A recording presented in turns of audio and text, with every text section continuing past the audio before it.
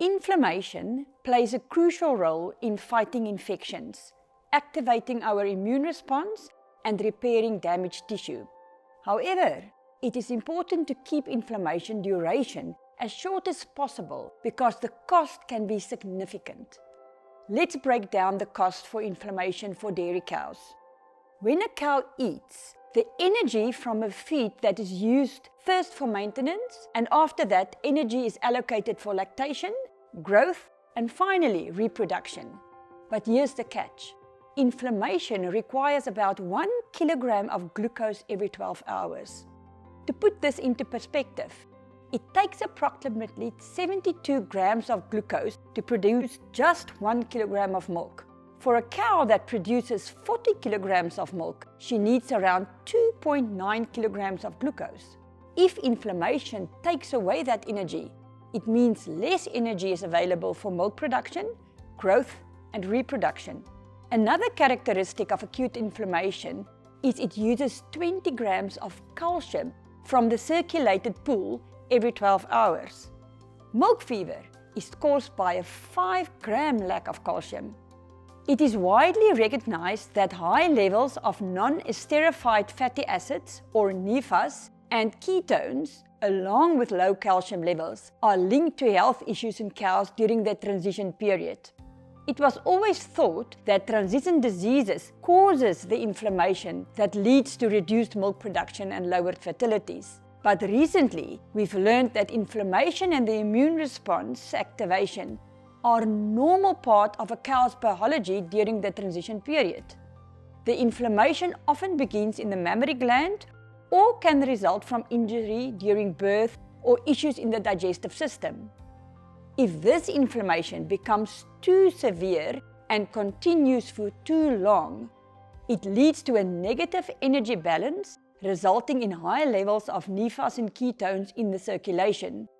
It also leads to low levels of calcium and reduced feed intake that causes transition diseases such as milk fever, mastitis, displaced abomasums, and metritis. The negative effect of inflammation have sparked active search for anti-inflammatory feed additives and strategies. But is this always the right approach, as inflammation is necessary to trigger the immune response? Consider what happened during the COVID-19 pandemic. There were incidents where children in the same classroom didn't get sick, even though their parents and the teachers did. Researchers found that these children had no detectable antibodies against the virus, even though they were obviously exposed to the virus. The answer lies in the thymus gland, a key player in our immune system. The thymus produces naive T cells that develop into T lymphocytes that fight diseases. These naive T cells clone themselves before differentiating into T1 and T2 cells.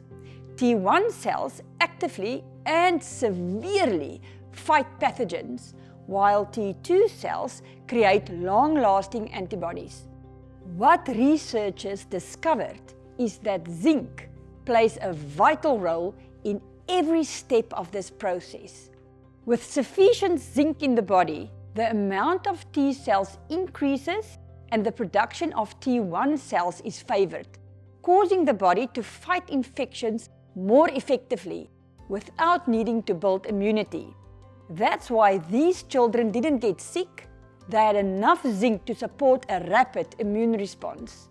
This is what we need in our dairy cows. We need a strong immune response so that we can manage the duration of inflammation, reduce unnecessary energy expenditure, and give her the best possible chance to recover quickly after calving without having to deal with transition diseases that results in lower production and delayed fertility.